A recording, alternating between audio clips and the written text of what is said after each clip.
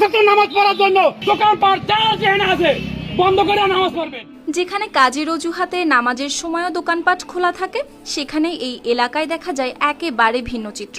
আসর, মাগরিব ও এশার সময় বাজারের সব দোকানপাট বন্ধ হয়ে যায়, আর ব্যবসায়ীরা একসঙ্গে দাঁড়ান জামাতে নামাজের জন্য। শুধু মুসলিম ব্যবসায়ীরাই নয়, এই উদ্যোগে সংহতির হাত বাড়িয়ে দিয়েছেন হিন্দু ব্যবসায়ীরাও। ইবাদত, সম্প্রীতি ও মানবিক মূল্যবোধের এমন অনন্য সমন্বয়ে কালকিনির সমিতির হাটবাজার এখন দেশের সামনে অনুকরণীয় উদাহরণ। আসর, মাগরিব এবং এশার নামাজের জন্য আমরা সবাই দোকান বন্ধ করে মসজিদে চলে যাই নামাজ পড়ার উদ্দেশ্যে।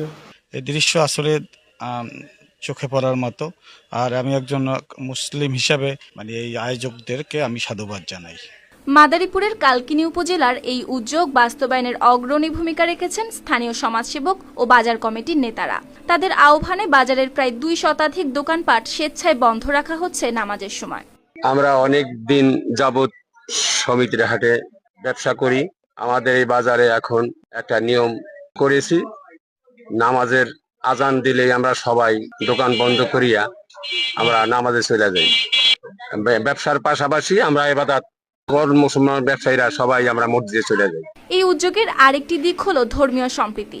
নামাজের সময় হিন্দু ব্যবসায়ীরা মুসলমান ব্যবসায়ীদের দোকান পাহারার দায়িত্বও নিয়েছেন। এতে বাজার জুড়ে তৈরি হয়েছে পারস্পরিক বিশ্বাস ও মানবিক সহমর্মিতার পরিবেশ। আমরা দীর্ঘদিন ধরে বাজারে কাজ করি, হ্যাঁ, আর হয়েছিল আমরা অন্য ধর্মের লোক টানা তৃতীয়বার অর্জন করেছে দেশের সেরা সুপার ব্র্যান্ড স্বীকৃতি বসুন্ধরা টিস্যু।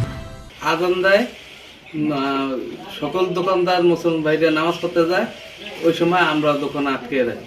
আমরা সকলকে নিয়ে, সমস্ত ব্যবসায়ী এবং এলাকাবাসীকে নিয়ে বসে পরামর্শক্রমে আমরা সকলের সম্মতিক্রমে সিদ্ধান্ত নিয়েছি যে আসলে নামাজের সময়, যে আসরের সময়, মাগরিবের সময় এবং এশারের সময়, নামাজের সময় সমস্ত দোকানদার ভাইয়েরা দোকান তাদের ব্যবসা বন্ধ রেখে নামাজে যাবে এবং সাথে সাথে এসে আবার দোকান খুলবে। তারা যখন নামাজে যাবে তখন এই দোকানগুলো পাহারা দেওয়ার জন্য আমাদের এখানে 5টি অমুসলিম দোকানদার রয়েছে, তাদের সাথে পরামর্শ হয়েছে তারা আবার এগুলো একটু দেখাশোনা করবে।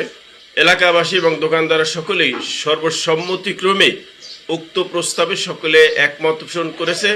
আগে যেখানে নামাজের সময় মসজিদ অনেকটাই ফাঁকা থাকতো, এখন প্রতিটি ওয়াক্তেই মুসল্লিদের উপস্থিতিতে পরিপূর্ণ হয়ে ওঠে বলে জানান মসজিদের ইমাম।